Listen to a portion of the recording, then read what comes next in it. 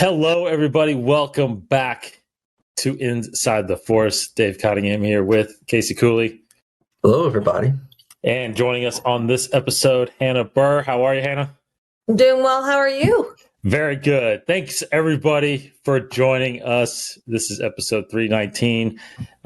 We got some interesting topics to talk about on this episode. A lot of news that's rolling around out there. It's not officially confirmed, but one of the big things confirmed right now is Lucasfilm Games. And we'll get all up into that most of this episode and leading into kind of our main topics as we get into it. First off, though, thanks for joining us.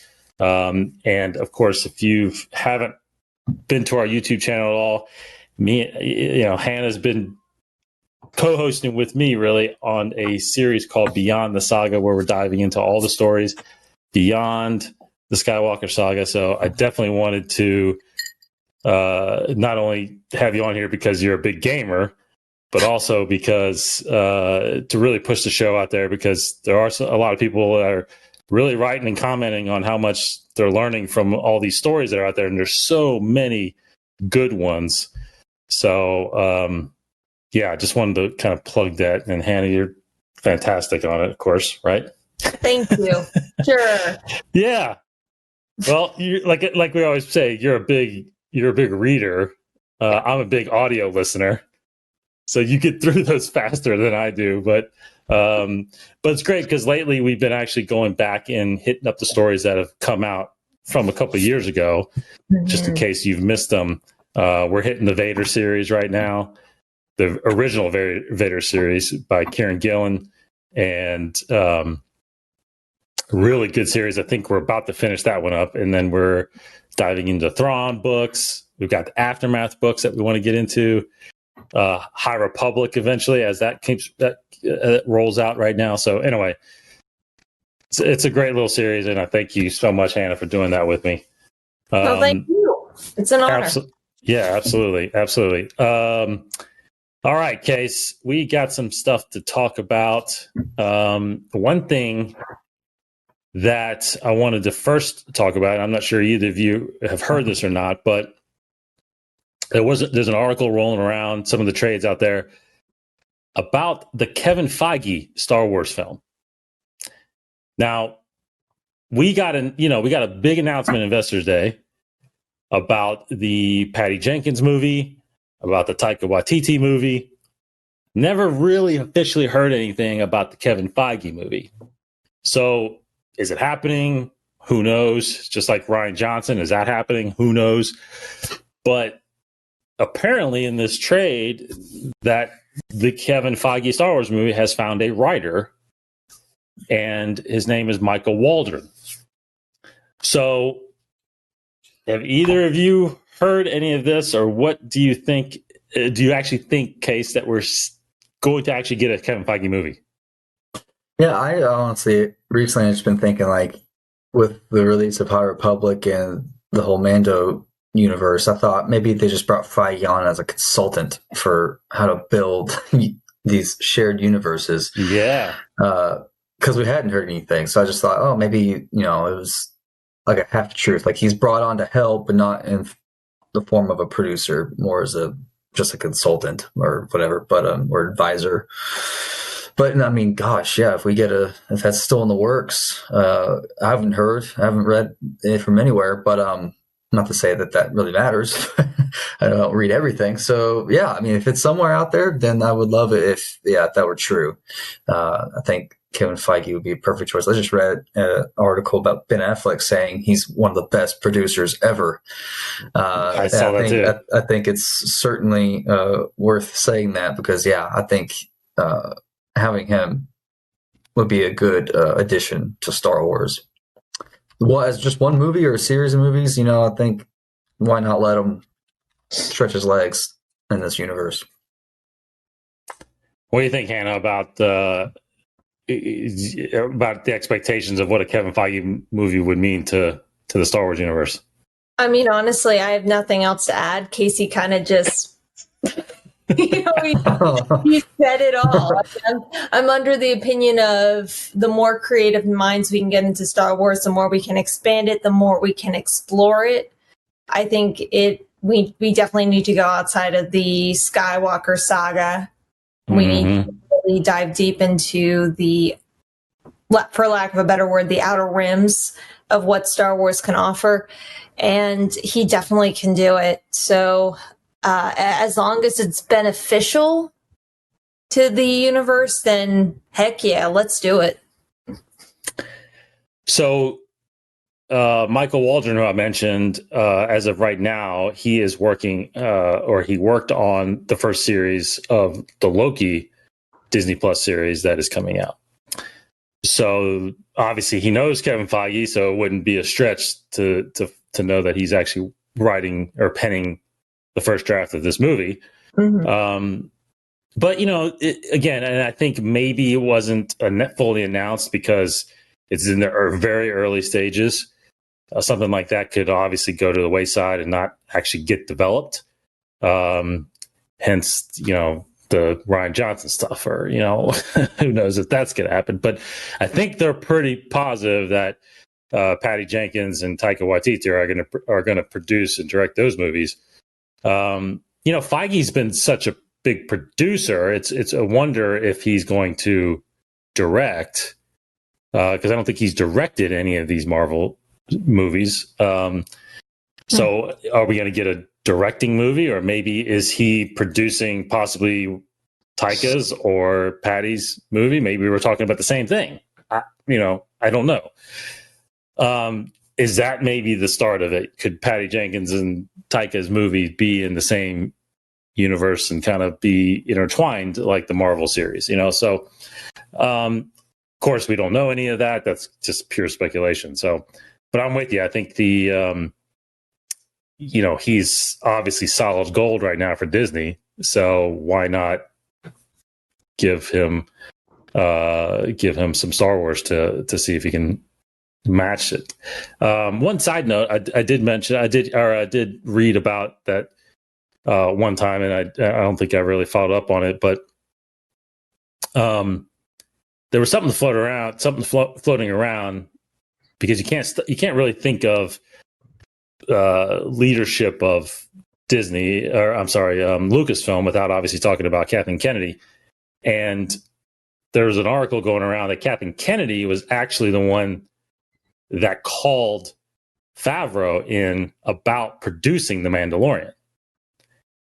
That The Mandalorian was actually her idea and not Favreau coming to her with the idea. So again, I don't know what the validity of that speculation is, but that obviously started some controversy between fans of whether or not Kathleen is that person or not that can come up with that type of show.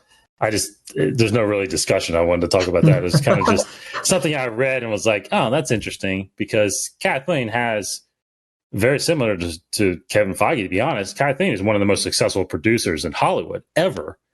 Yeah. Going all the way back to the late 70s, early 80s. So, she does creative, and she does have that talent. So, but let's see. Next thing I wanted to mention, again, this has been reported as well, that Kevin Kiner is scoring The Bad Batch. That makes sense. Yep. Please. Yeah. Yeah.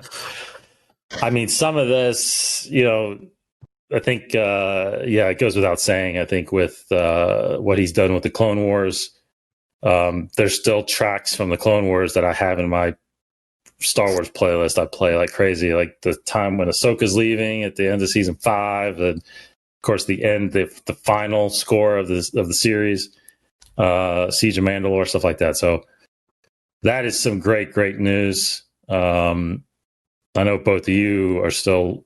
I know we talked about it, Casey, but Hannah, how excited are you for Bad Batch? Don't even get me started.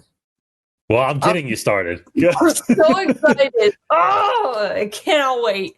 Cannot wait. I don't know. I still wish they would give us something about when it's going to drop, but I keep seeing spring, but when does spring start? End of March? Is that March 20 something? 20, yeah. 21st? Okay. Yeah, so usually it's one of those days. maybe end of March, maybe early April. That's something else. I don't know. Case, you mentioned Liam Neeson. Now, I know he's pushing a movie out right now. That's probably where this came from. He's out promoting one of these one of the movies that's coming out, and I'm sure he's talked about that in this. But was mentioned about getting asked about returning as Qui-Gon in the Obi-Wan series. Now, for those of you that may not remember or know, he as in Qui-Gon never fully completed the training of becoming a Force ghost. Yoda was pretty much the only one that had done it first, and with his guidance in a sense. So how do you think, Case, that we get Qui-Gon in this series if this is going to happen? Unfortunately, I think this is one of the situations where you could completely retcon some little part of canon, because if anyone's out there has read the from a certain point of view of A New Hope that came out, there was the story of Obi-Wan communicating with Qui-Gon. That was like supposedly the first time Qui-Gon was able to fully materialize himself through the Force. The whole time he's just been like a voice and all that kind of stuff. But it's like that should be in this show. I think Qui-Gon should be in it regardless, even if it's just a voice guiding Obi-Wan. But this, you can't have this. I just think it's hard to not have actually Liam Neeson share the screen with Hugh McGregor again. I mean, how can you pass that up? And so I think you just need to do it.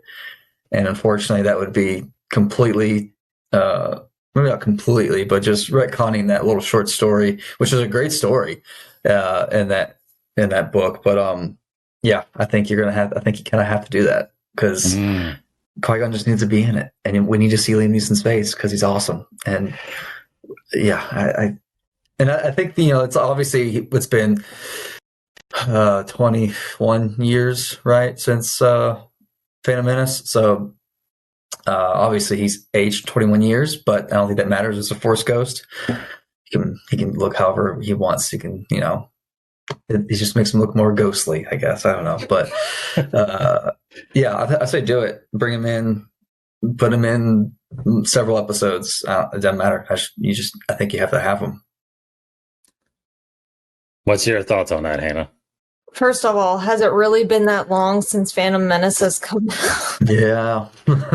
Last year was the 21st anniversary, right? It was 99. That's right. We're in 2021 now. So yeah, 22 years ago. 22 years ago.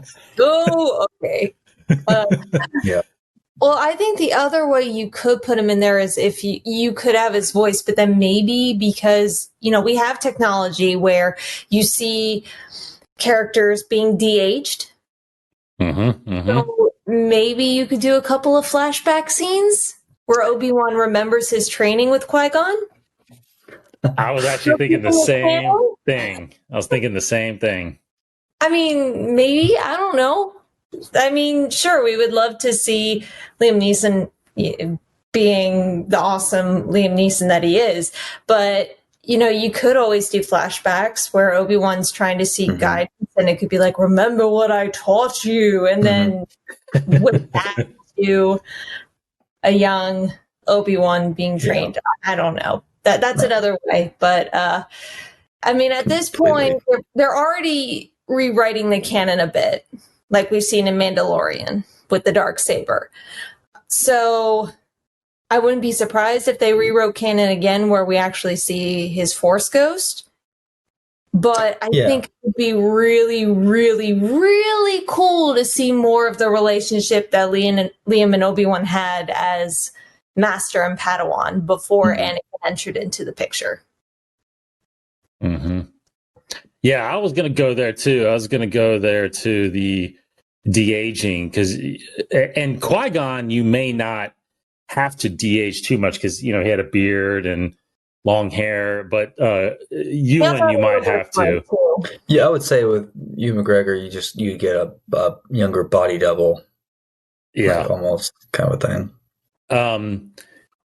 But we do have to recall two things. One, and I think one was, maybe you can argue that was just the area, but you remember the Mortis arc in Clone Wars? Yeah, Qui-Gon showed up in that, right, as a vision to Obi-Wan. Now, again, I think that was just because of where they were. It was a force planet, basically. In a vision, it wasn't actually, maybe not actually him there, right? Yeah. So, but there was, I think if I recall, I think it's in the Episode 3 novel that Qui-Gon does speak to Yoda. Yeah. And they showed that somewhat in the movie where he's meditating before the kids are born. Right. And I think we were supposed to hear Qui-Gon's voice at that point, but I don't think Liam Neeson came back to do it. So, so he is capable of, obviously, feels like voicing and speaking from the cosmic force. So obviously that can be the easy thing to do in Obi-Wan, that he communes with Ewan McGregor. But I agree with you. I think if you're going to get him, you got to try to show him somehow. And gosh, can he manifest himself? Can you learn how to finish that training while you're in the cosmic force? Right? I mean, maybe. But very, very interesting. And I think, again, just attaching someone like him to this series is just going to propel it even more. You already got Hayden coming back in there, and that's exciting enough. So who knows? But we'll see. That's by far one of the most anticipated series, I'm assuming, that's out there right now. It's so that's out there now. And the other one is, rumor has it as well, that The Mandalorian is set to run, as of right now, what's out there is that is set to run through 2027, meaning that's about 6 more years. Meaning, is that about 6 more seasons? At least probably 5 more seasons, depending on the rollout of these things, because we're technically skipping 2021, right? Because we're not getting a release in 2021, we're getting in 2022. So, I don't know what. Hannah, I'll go to you first on this. Do you think that this is a wish, or you actually think that they have this fully planned out over the next 5 years? Seeing the current trend, I would not be surprised if it was planned out, because let's be honest, Disney will milk something for all that it's worth. They just will. And that's not meant as a complaint or a negative comment. That's just meant as a fact. We have and are continuing to see it with Marvel. So it stands to reason, especially with Jon Favreau on there. Of course, they're going to try to expand this as much as they can. And you already have a successful story that not only speaks to people who were growing up with the original saga, but people who are almost new to it. And it feeds a need for both audiences. Why wouldn't you continue it?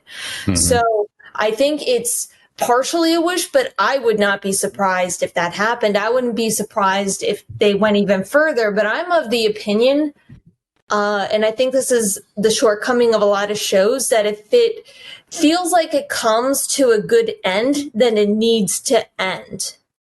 I think there is a such thing as TV shows going on longer than they should. Sure. I think The Good Place is the perfect example of a TV show that ended right where it needed to end. So I'm like, don't get me wrong, I understand there's a business mindset and how much money people can make off of this, but at the same time, are 5 more seasons really necessary?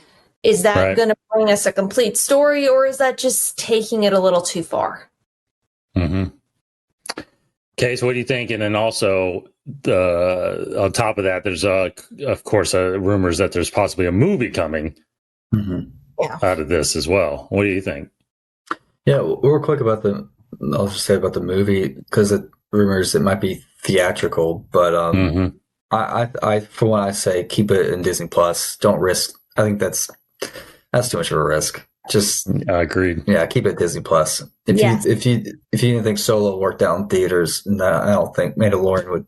I mean, it's got a huge following, though. Don't get me wrong, already, so it would probably do pretty well. But just it's good where it is. But I agree. Yeah, we don't want Mandalorian to jump the shark and kind of just run its course. So, but I do have faith in guys like Bob Iger, even though I guess he's probably going to step down again at some point from his position. But the whole mantra has always been they really focus on the quality and the stories. And at least under Bob Iger's leadership, I do feel like there was a good balance of not overdoing it, in a sense, not overstaying its welcome with just some other properties of Disney. But so I hope that doesn't happen, but I can definitely see it because other shows has happened, obviously. I can only think of like what type of stories, if we're going to get each season of Mandalorian in the same like 30, 40-minute episodes, very small scale, small arc type of stories, then possibly if they hit on one good story arc, it could span several seasons. Like for instance, the Battle of Mandalore, that I could, since they kind of slowly burn it over the course of a season, I can see them stretching it out over several seasons, especially if you have a Mandalore story and then you have a Thrawn story. Maybe they're different, maybe they're kind of intertwined in some form. I can certainly see that as spanning 3 or 4 seasons. So, but yeah, 5 or 6. I mean, that is a lot, and a lot of shows go that long. But yeah, I mean, the Mandalorian is kind of breaking ground in a lot of aspects. So it's so hard to tell if it'll just be another test. I mean, just like Mandalorian's been the flagship test of all these experiments. It's like I think it's a risk willing to see if it'll work out, like see how far it can go. Yeah. But again, I do have confidence that Disney execs would understand if the first signs of it not working. I think they'll be okay. I think they'd be willing to pull the plug. But I can only hope if that ever does happen, though, that they would know before the season starts, whatever, so that they can properly end it. Not pull the rug out again from Filoni. So I would hope they would be able to tell the ending of the story. That's the most important part. Yeah, I think I'm with you. I think the movie is. I think the movie is unnecessary. For one, I think if you can't tell, I mean, you're already doing a good job telling these stories in 10 or 8 episode chapters right now. That it'd be hard then unless it's the end of like a season. Maybe you have a 90-minute movie. Yeah. You're culminating into just a long episode, a really long episode. Like but putting it in the theaters, that's kind of unnecessary. I think that almost like Firefly. If you ever watch that show, it's funny because I actually just started watching Firefly. So really, yes, which is a good show. There's a rumor it's coming to Disney Plus. Oh, really? What? I know they've been trying to continue it. They're actually finally going to continue the show. That is a rumor. I don't know if it's confirmed. Believe it when I see it, because they've been talking about that forever. Isn't that a show from the 90s? Is that what it was? I think it's early 2000s, maybe early 2000s. I can't remember. But it got like the legs cut out from under it, and then they made a movie to kind of cap it off. So Serenity, right? Yep. Yeah, they have both series and film kind of has a cult following, never hit proper mainstream. So I kind of feel like Mandalorian would be the similar trend. Yeah, my Martin, my co-host over there at the Mandalore podcast, has been nagging me a lot about getting on watching that. So because he loves that series, so I'm catching up on it right now. But here's what I think about where the Mandalorian is going. I think, and we have the evidence from his past, but I feel like with Filoni. I think Filoni, even though George was driving the ship at some point, or most of the time with the Clone Wars, I think George had he obviously had an ending because the ending was episode 3, right? I mean, everything had to lead up to episode 3. So I think he had a plan for what the Clone Wars was going to be. And I don't think we were going to get more and more just because it was successful. And I think Filoni took that as working with George, took that mentality and he implemented that into Rebels, because Rebels was very successful. There were a lot of people that were on board with that, and that, in some people's minds, abruptly ended after 4 short seasons. But to Filoni, that was the story. There was nothing to really go beyond that, even though he still had time before episode 4 happened and all that stuff. So I do think that when him and Favreau took this on, that there is a clear path and an ending. And I am thinking, even though we have 6 years from now where I think I do think it's only going to be probably 5 seasons. And I say that because we haven't gotten, as of right now, we really haven't had any proof that they're overlapping productions right now. Right? They are shooting all of the Book of Boba Fett right now before they actually shoot season 3 of The Mandalorian. They're not shooting, they were filming Andor in the fall up until they started shooting the Book of Boba Fett, right? And then Obi-Wan doesn't start until spring or fall of this year, or spring or summer of this year, right? So now it probably will at some point overlap, but they're all using the volumes, right, that they've kind of established. And I think I've read too that they built one in Sydney. They've got one obviously in London, and I think they're building a second one in London. So, you've got the multiple volumes that you will be able to start doing some multi productions. But until that goes, I think we're going to get this slow rollout of show for show for show. And that will push back these releases as these other shows start getting released. And I think, like you said, Casey, I think the inner workings of Ahsoka and the Rangers show and Book of Boba Fett, and I think since those are going to be intertwining so much, I don't feel like we're going to get them released together a lot. So I think The Mandalorian, unfortunately, is going to be stretched out over that time. But I think we're not going to get each year we're not going to get a season. I think there's going to be some major time gaps in between those releases. That's my feeling on it, because I'm with both of you. I think if this thing goes 7 seasons, it feels like it could be too long, which is crazy to say because how much we love the show. But that's why I think we love it. I think it's every episode matters, and you get so much out of each episode, and there's so much time and commitment, taken for each episode. And you've got these great directors, these great writers that are devoting this time to it. So, it just makes sense. Mm-hmm. Like that. So anyway, that's where I'm at with it. I think I think it's going to get crazy. I really think, 2-3 years from now, I was just telling Casey before you got on, like, I just finished watching WandaVision, that just came out on Disney Plus today. The first 2 episodes. Did you watch it yet? Mm-mm. No. Okay. Well, he hasn't either, so I'm not gonna say anything about it.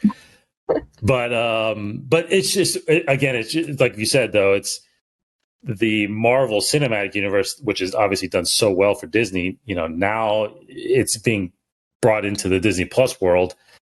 But they've been working on Loki. They've been working on Winter Soldier. The Falcon and Winter Soldier. You've got She-Hulk coming. You've got Hawkeye coming. I mean, you got all these series, the Marvel series coming. Man, I mean, like if 2 or 3 years from now, there's going to be so much live action television on Disney Plus.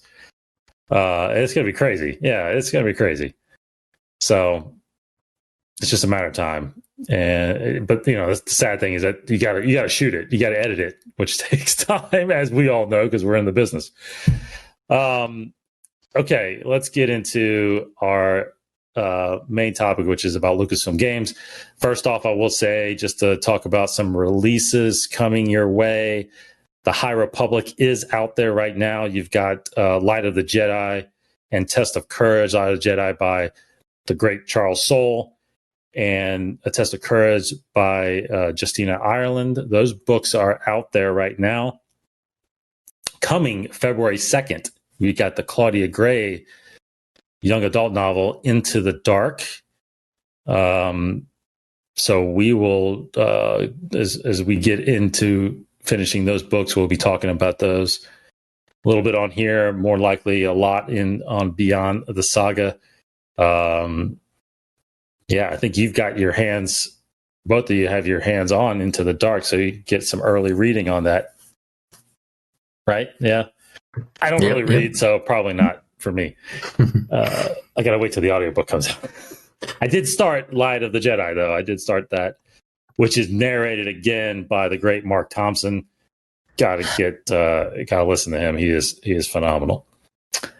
Have you got into Light of the Jedi yet? Not yet.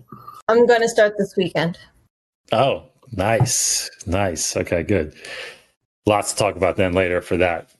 All right, let's get into the games, because Casey and I, as games have been coming out, especially directly from EA, who has had the contract with Lucasfilm Games, or what it was, LucasArts, I think was what it was for a long time. As Battlefront came out, as Battlefront 2 came out, Jedi Fallen Order, which we did a Beyond the Saga for on the story, and then you've got Squadrons that just came out a couple months ago.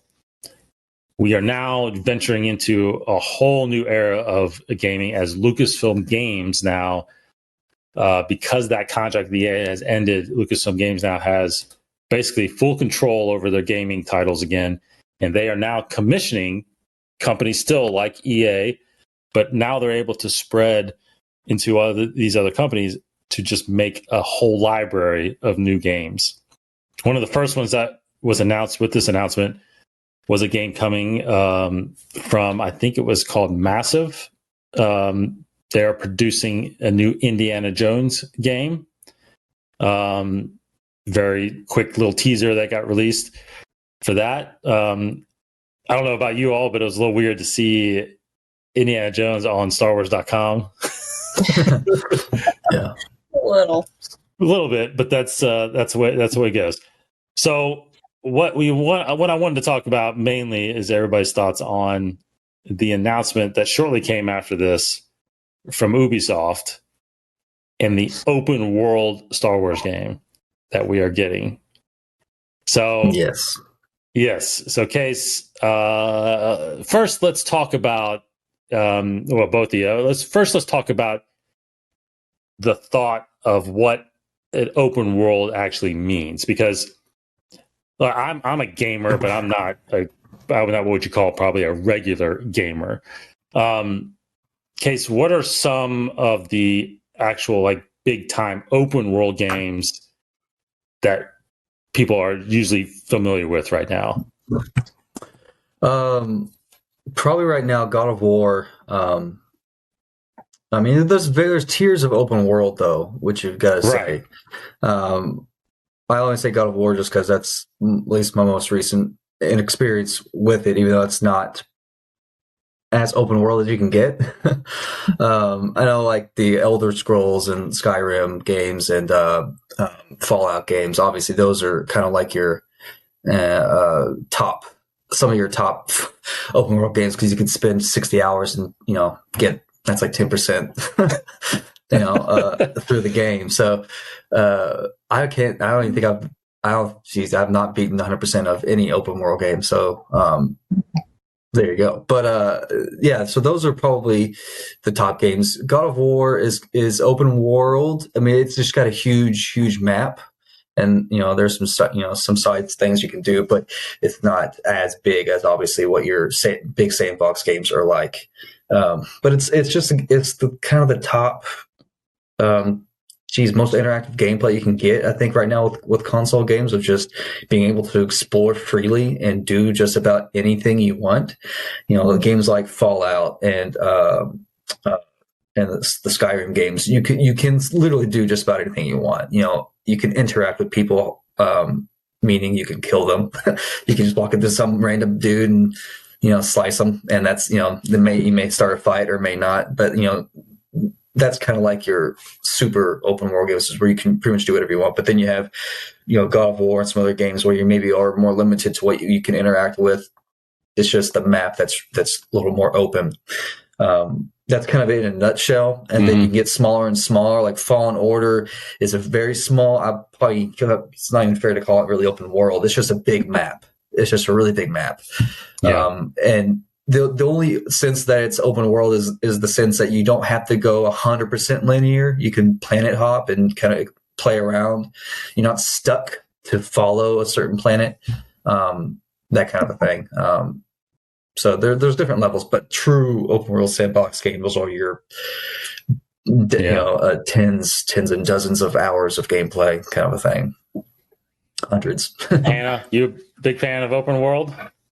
I am totally into Skyrim. I love the idea that, and I honestly think if you're going to talk about one game that encompasses what an open world is, it's definitely Skyrim. As Casey said, there are several different paths you can take. Of course, there is one main storyline you can choose to go with if you want to, but there are so many side quests you can do. There are different groups you can join. You could be a vampire. You could be a werewolf. You could be there are so many different choices and options. And I think, how cool would it be to take Star Wars and put it in that world?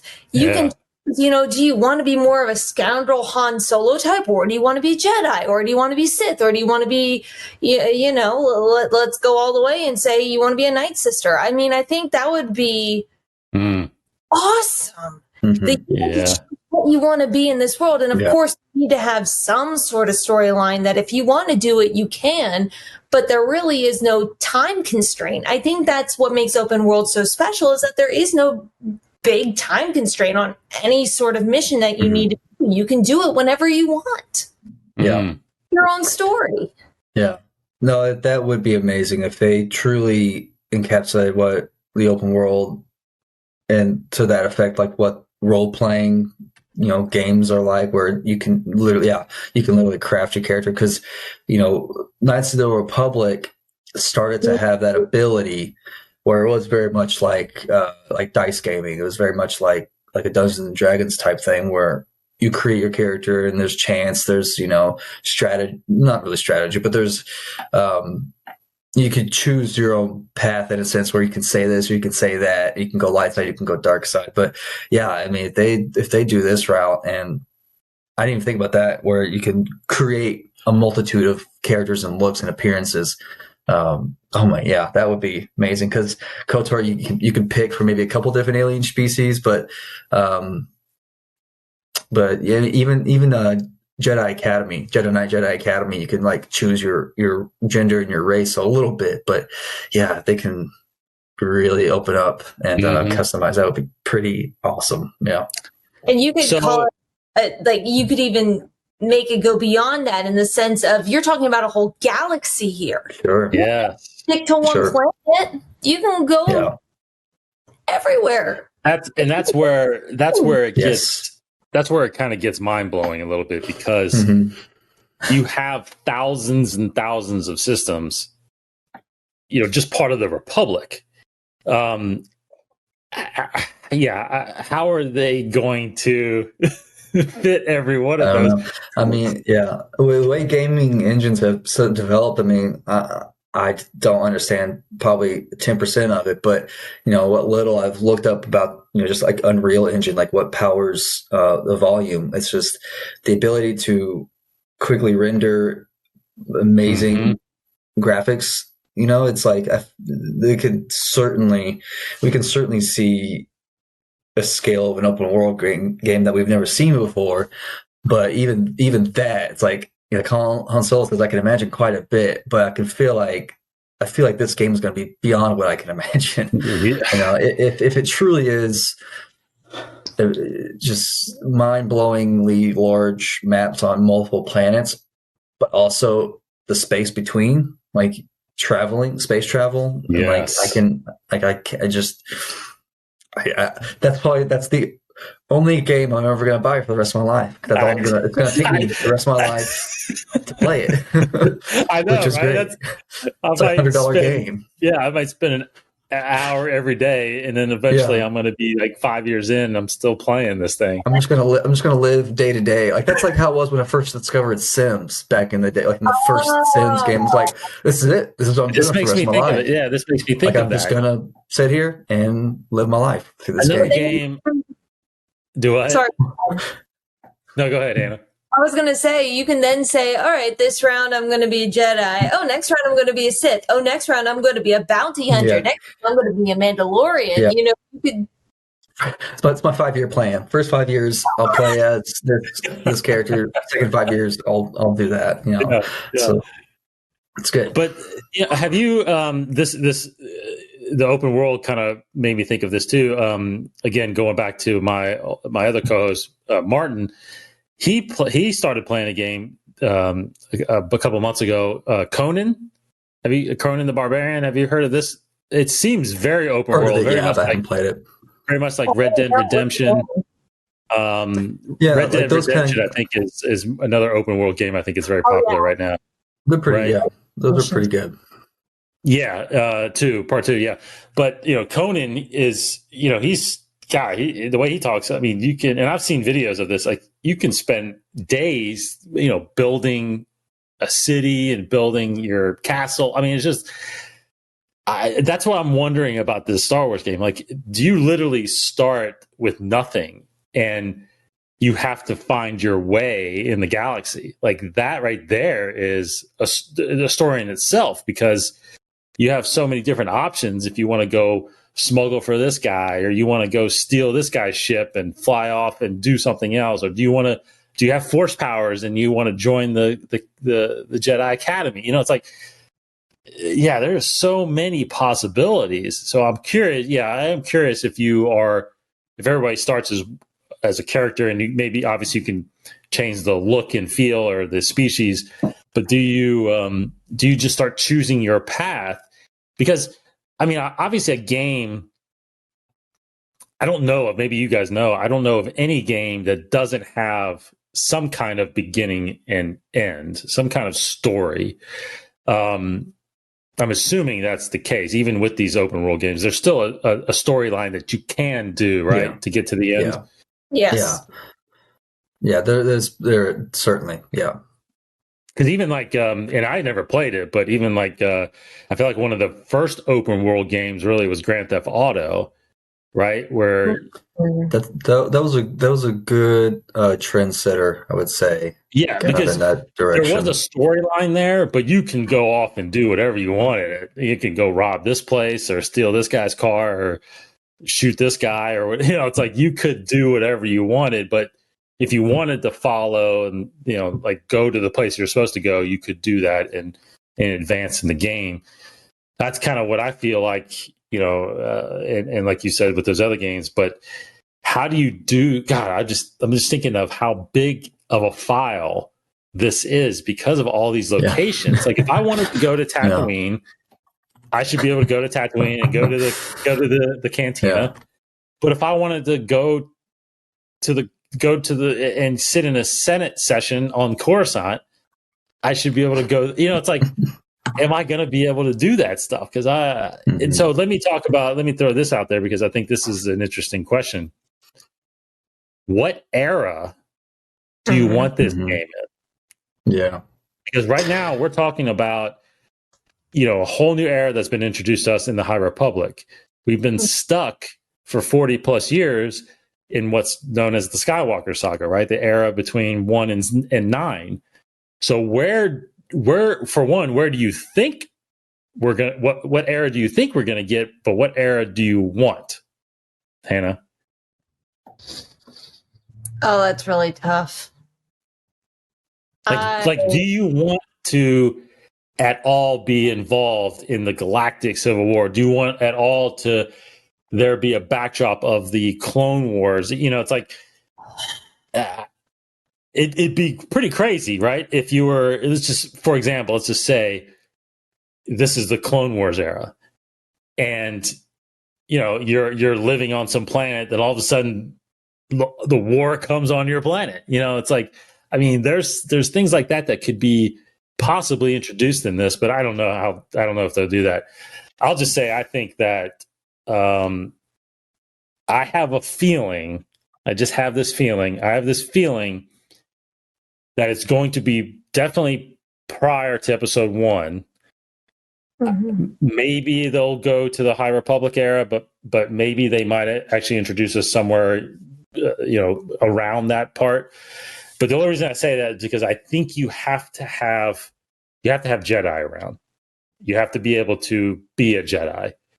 Because I love your idea, Hannah. Is I think the possibility of choosing what type of person you want to be, light side, dark side, scoundrel, politician, whatever. I think there's got to be an element of that to give variety to the player, right? So I think it has to be in an era where there's Jedi. So I think this is going to be prior to episode 1.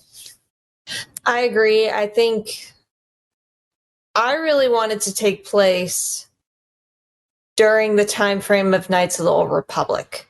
Ooh. And honestly, the reason why I say that is I think that needs a revamp, especially if Disney wants to claim that era. I've already said I want a series during that time. I think it'd be fantastic because then you also don't really have to deal with the Sith rule of 2. Then you can definitely be a Sith if you wanted to be. Right. But I think the problem with doing it, like I could see it happening during Clone Wars as well. But I think the problem with that is we already know how that's going to end. Totally. So how can you truly make that your own story? Yeah. There's already a clear ending. There's already a clear storyline of what's happening. How can you make that your own? But meanwhile, during Knights of the Old Republic, it's so vague what happens during that time. Before Darth Bane comes into the picture, you could do whatever you want. Yeah, either way before or way after, do something that's different, that's separate. I mean, don't get me wrong, it'd be really cool to fight along Luke Skywalker. Right. Like, it would be. But you already know how that's going to end, and where's the fun with that? Right. Yeah. Yeah, because that is the issue. It's like, Lucasfilm either has to say that this is, I mean, they can't even say it's really a canon game. That's kind of against the nature of a open world. But so if they're going to be, I can see it being in the prequel era because I think you're right. You do need Jedi and you need Sith, so you can allow for that choice. But if you're going to put it in a known era like that, then I feel like Lucasfilm is kind of doing that, knowing like this isn't truly a canon game. And I think I don't know if they're hesitant to say something like that. I would just say that they shouldn't be. Like, I think they should they're either going to just say like, this is just not a canon game. You just have fun with it, and then they can put it in whatever era. You can put it in the era, and people just need to kind of suspend the disbelief. Like, you be a Jedi during the Galactic Civil War, even though Luke is the last Jedi or whatever. But like, just let it happen. But I do agree with Hannah. I think it makes the most sense to put it in Old Republic, because what better way to introduce an era and also get to learn about a new era than through an open world game? You just have, that's just like the greatest manual you can give to a consumer is putting them literally in the universe and have them just explore for days and months on end. But because High Republic will be cool. But again, that story so far, at least this first phase as we know it, is so, I feel like, packed. It's like, I feel like we know what, so a little bit at least, it's around this great disaster. It's like there's a defined series of events that seem are already going to play out. And how can you throw an open world game in there that could totally disrupt that storyline? Again, they have to say it's not canon, so then it just kind of throws that out the window. But I vote for, yeah, I'm with you, Hannah. I vote for Old Republic. I think that would be the coolest thing. Yeah, but I think it's hard to not, how do I say this? I think it's hard to release something right now and say it's Legends automatically now, because pretty much everything that's coming out is supposed to be canonized, right? So I will agree with you. I think it is best to probably go as far back as you can to where there is a whole society of Sith, and you have your Jedi, and you could. So going back to your point, Case, I think the way to truly canonize this in a way is you do have a pool of characters you can choose from. Right, you have a Jedi, you have a Sith, you have a smuggler, you have a politician, or you have a bounty hunter, you have whatever, and you can choose those characters, and there is that storyline of those characters, but you are free to go and think about it. What would be neat was if you're a Jedi, you then have access to the temple, probably, right? But if you're a bounty hunter, you can't get into the temple, but you can go to Jabba's palace or something like that, and do these things. So it opens up different parts of the world, of the galaxy, depending on what character you are, right? I think that's probably the way you would canonize it, right? Because that storyline of that character is there. It allows you to do other things that may not be could not be canon, but those are just stories, right? I mean, I think it would be a struggle. I think they would have to set up a lot of rules to explain how it's still canon. I mean, Not So Republic did a pretty interesting thing with the sequel. Like you interacted with the character, and it was like the moment where you kind of learn about the backstory of everything that's happened in between the first and second KOTOR game. And so this other character, this non-playable character, is asking you questions about what happened, and you're basically telling this person basically what you did in the previous game. Like Revan, Revan was a guy, or Revan was a girl, Revan turned good, no, Revan turned bad. Like you're basically telling this guy. So it sets up kind of the context. So I like that. So basically the game's had its own defined canon, even though I'm pretty sure that there's Revan books afterwards. So even Legends, there was, I think, there was a canon, but it was understood that the games, obviously you could play with it because that was the nature of the game. I would hope that they just kind of release this game saying like, look, maybe there's big beats of the story that could be canon, but for 95% of what you can do in the game is just do whatever you want. Just have fun. It's a sandbox. Just go play. Yeah. Or could a way for it to be canon is just you canonize the world that you're interacting in? Yeah. Do you really have to have the story? Yes. Yeah. Yeah. Very true. There's still events. It's like in Fallout, like you still come into a world where things have happened, and you learn about things that have happened, and you learn about groups like crime, or not crime, like gangs, or like the mutants, or you learn about these cities. So there are canon things about it.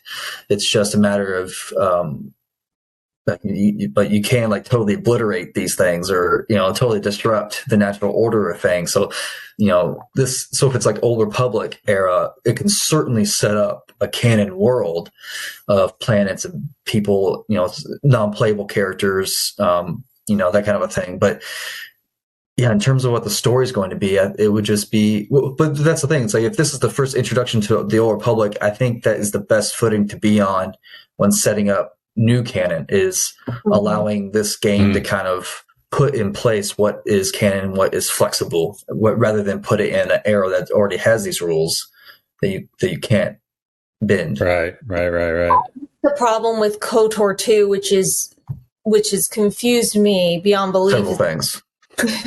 There are a couple of things. The one thing, and this isn't really a spoiler, is that you can customize the gender of your character, but then at several points it refers to your character as she and her. So it's canon that it's a female. Sure. Oh, right. You could play the part as a male, which just kind of confused me beyond belief. But yeah. So I think that's the problem with trying to make the stories canon, is that you run into that issue. If you're truly making an open world, you're giving the person the choice to be whatever they want to be. Mm-hmm. So yeah, interesting. I love that. Yeah. So so that's the open world game. Of course, there's obviously millions of possibilities that what this thing is going to be. I hope it sounds like they've been working on this for a long time. So hopefully we get this thing in a short period of time. But let's finish up by talking about what other games, now that, and again, I'm not that big of a gamer, so I can think of some that I've played, but what other types of games or games that you're familiar with that you would like to see a Star Wars version of that game? So for me, for example, I feel like I've already gotten that in a sense, because Jedi Fallen Order to me has a very similar gameplay to Assassin's Creed, which I'm a huge fan of, right? The gameplay and the somewhat open world. I mean, you are restricted from doing, following some storylines in Fallen Order, just like you are a little bit in Assassin's Creed. There are places that are blocked off until you reach a certain point, right, to be able to access them. But the gameplay is very, very similar. Now, I read online somebody mentioned they want a Call of Duty type game, but be just from the Stormtrooper Corps, right? Like, I thought I'm not a Call of Duty player, but that would make me pick up that game, something like that. So I don't know, Hannah, you got an idea of some games that you would like to see style wise be a Star Wars game? So this is going to sound really, really random. There are two. Okay. One is a first-person shooter game where you're actually Mando before the events of The Mandalorian. Okay, yeah. So you can pick different bounties to go on, and so you're in this first-person shooter game, just going through and doing that. I think that would be really cool. That's nice. So then you don't have the jetpack, and that's a bummer, but... Well, yeah. Life sucks and then you die. The other game I would really like to see is almost like a D&D game, but you're a Jedi or a Sith, or you choose your class. So I don't know if you would call it an RPG game, but I think that would be really cool that you can get a whole band together. You can just explore the galaxy, and through D&D tactics, take on different groups, and it becomes a whole strategy game as you're playing all these 5 or 4 characters in your party who each play a different role. And that's a console game? Yes, it can be a console game. Absolutely. Yeah. There are games like all of them just went out of my head. I think actually Old Republic is a good example, because you can choose different characters and what to do. But there are actual games that are Shoot, I'm literally blanking out. Divinity Origin Sins 2, I think, is what it's called. That's an example of a game where you can basically take on different members of a party, and you have a wizard, you can have a cleric, you can have a rogue, you can have all of those different classes in there. But obviously this can translate into Star Wars universe, and you could just have this party fighting like a D&D game. I think that would be a lot of fun. Yeah, totally. Case? Yeah, I do think a lot of these things have already taken and already been said now because, yeah, open world was always the top for me, but that's coming up. Yeah. And honestly, I would say the only other thing that could just be a lot of fun, and this, because we got this like back in the 90s, but like a newer version of like a Mortal Kombat, like a character selection combat game where you just have your map of characters and it's just player versus player. Very recently it was like the Mortal Kombat versus DC type of thing where Injustice or something. Or like Injustice was one of like that. Well, like obviously Mortal Kombat is the champion of those type of games, but like that, that's just a fun, easy game to kind of just get into and waste a lot of time in, and just learn the combat moves and button smash and just fight and make people bad. Yeah, doing the same move over and over again, and so that would be pretty fun. So, yeah, because Star Wars had that, and I'm honestly trying to remember. I remember playing it. I don't think it was Dark Forces, but it wasn't Dark Forces. But there was another game, a buddy of mine I used to play with a lot, where it was like that. It was like a Star Wars version of that, where you can be like Darth Vader and a Luke Skywalker and just go at it. So something like that, I think would be pretty fun. Yeah. So are you talking like Super Smash Bros? Sure, yeah. Literally in that vein. I mean, I guess, yeah, Super Smash Bros. Where maybe you have like a bigger map, but it's like, yeah, all still like two-dimensional where you just go up and down, side to side. That would be hilarious. Would be pretty sweet. Yeah, I would love that. Look, I'm all about story-driven games. So I would definitely want story, but that made me think too of when I mentioned someone who was talking about the Call of Duty type. I obviously again don't play much games, but one of the first games that really got me hooked back into gaming, because I grew up with Nintendo, and I had a PlayStation 1, and then of course an N64 in college. And I was playing the random. Obviously, the one game that everybody I feel like played back then that had an N64 was GoldenEye, right? You had your multiplayer shooting game, right? I think they're going to go there. I mean, they have there with Battlefront. I mean, that's kind of what Battlefront has been. That's kind of taken. But the one thing, they took a step further with Battlefront 2, which was great because you could follow that storyline of Inferno Squad. But I think I want, what I want is, when I first got my Xbox, the original Xbox, there wasn't a single person on the planet, I feel like, that wasn't playing Halo. And I'm a big first person guy, but I fell in love with the third person part also of like a game like, you can do Halo third person. But the Gears of War games, I don't know if you've played those. Oh yeah, that was a really good third person or over the shoulder type. So I'm thinking of games like that, and I do want a Clone Wars series game. Yeah, like I think that would be incredible if you're just a soldier in the Clone Wars. Maybe you're Commander Cody leading platoons, but man, briefing about missions and strategizing on, because, we've seen a bunch of battles from the shows, but there's some battles out there I'm sure that we're not aware of, right? So you could definitely be involved in helping. Do you know how it ends? Kind of. But just to be able to go into this battle and And, because you don't know if the Separatist wins that battle or the Republic wins that battle, right? So it'd be interesting to play something like that. When you said Call of Duty Stormtroopers, I was thinking like, well, why not? The clone side of things. Or really what I was thinking was if you're going to do a Call of Duty type of game, it would be good to use that as an opportunity to show in this era that we don't know between 6 and 7, with making New Republics. Oh yeah.